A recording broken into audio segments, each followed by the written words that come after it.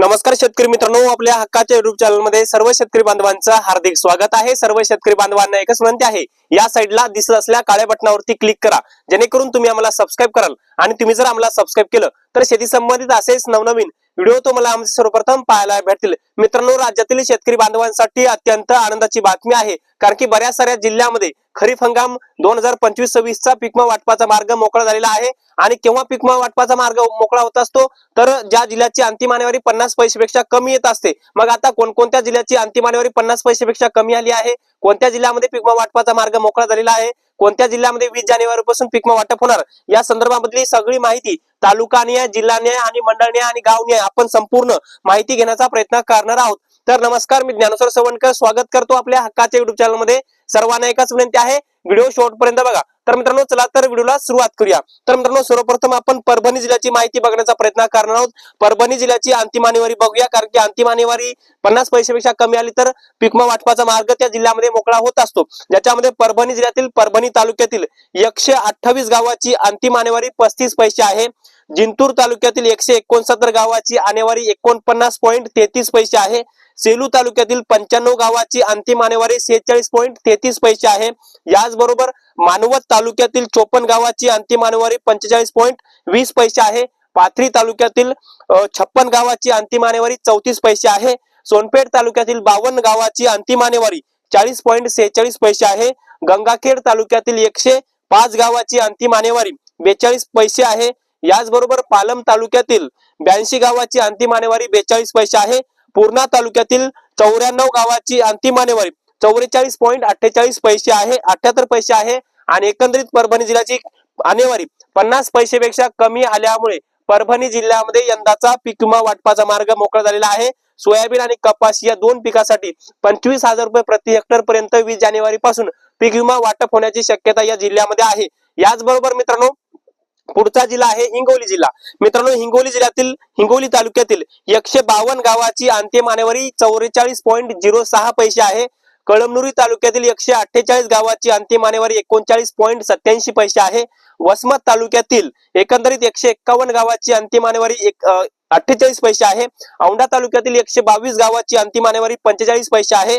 आणि सेनगाव तालुक्यातील 133 गावाची आणेवारी 45.47 पैसे आहे। आणि एकंदरीत हिंगोली जिल्ह्याची आणेवारी 50 पैशापेक्षा कमी आल्यामुळे हिंगोली जिल्ह्यातील शेतकऱ्यांना विविध सवलती लागू होणार आहेत आणि पीक वाटपाचा मार्ग सुद्धा या जिल्ह्यामध्ये मोकळा झालेला आहे। या जिल्ह्यामध्ये सोयाबीन आणि कपास या दोन पिकासाठी सरसकट पीक विमा 20 जानेवारी पासून वाटप होऊ शकतो। विमा वाटपाचा मार्ग या जिल्ह्यामध्ये मोकळा झालेला आहे।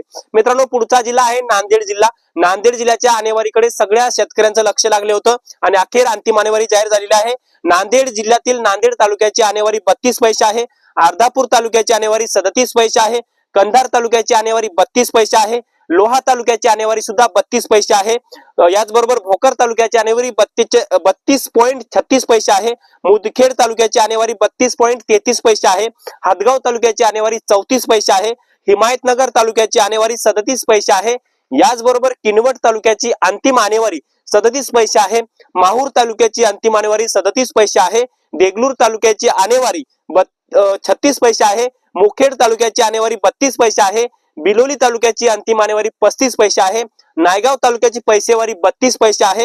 याचबरोबर धर्माबाद तालुक्याची पैसेवारी 31 पैसे आहे। उमरी तालुक्याची पैसेवारी 35 पैसे आहे। अशा प्रकारे नांदेड जिल्ह्याची अंतिम आणेवारी मोठ्या प्रमाणामध्ये 50 पैशापेक्षा कमी सोडा तर 40 पैशापेक्षा सुद्धा कमी आलेली आहे। त्यामुळे या जिल्ह्यामध्ये सुद्धा पीक विमा वाटपाचा मार्ग मोकळा झालेला आहे। आता मित्रांनो, पुढचा जिल्हा आहे अमरावती जिल्हा।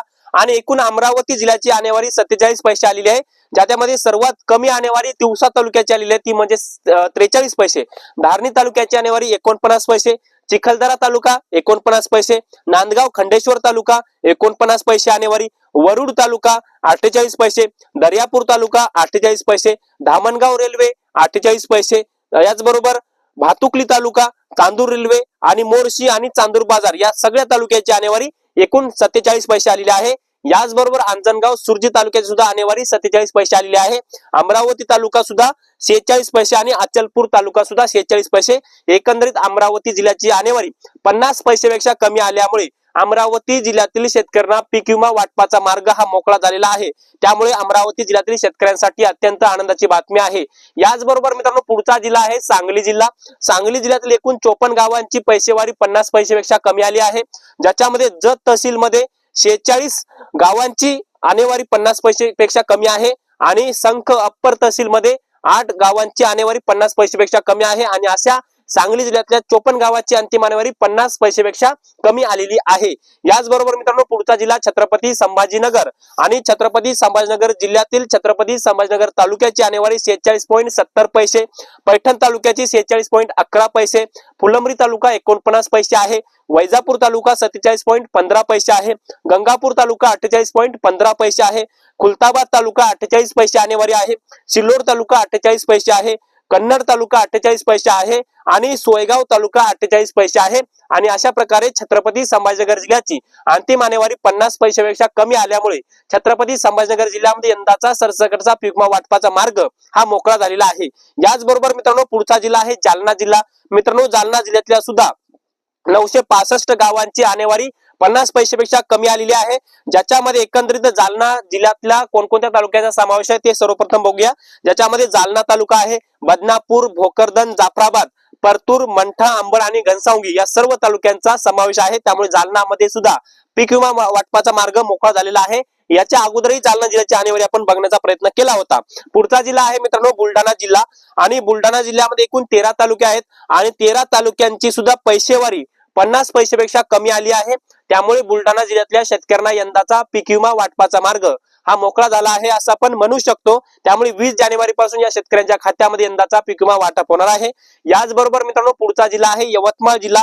मित्रांनो यवतमाळ जिल्ह्यामध्ये एकंदरीत 16 तालुके आहेत आणि या 16 तालुक्याची अंतिम आणेवारी जिल्हाधिकारी यवतमाळ यांच्या माध्यमातून जाहीर करण्यात आलेली आहे आणि एकंदरीत यवतमाळ जिल्ह्यातील संपूर्ण तालुक्याची आणेवारी जी आहे 50 पैशापेक्षा कमी म्हणजेच 47 पैसे काढण्यात आलेले आहे। त्यामुळे यवतमाळ मध्ये सुद्धा ही अंतिम आणेवारी 50 पैशापेक्षा कमी आल्यामुळे यवतमाळ जिल्ह्यामध्ये पीक विमा वाटपाचा मार्ग हा मोकळा झालेला आहे। एकंदरीत यवतमाळ मध्ये कापूस आणि सोयाबीन या दोन पिकाची पैसेवारी 50 पैशापेक्षा कमी म्हणजेच 48 पैसे काढण्यात आली आहे। त्यामुळे या जिल्ह्यामध्ये सुद्धा पीक विमा वाटपाचा मार्ग मोकळा झालेला आहे। एकंदरीत शेतकरी मित्रांनो यंदाचा पीक विमा राज्य सरकारच्या माध्यमातून सरसकट मंजूर केला असल्यामुळे राज्यातील शेतकऱ्यांना आनंदाची बातमी आहे।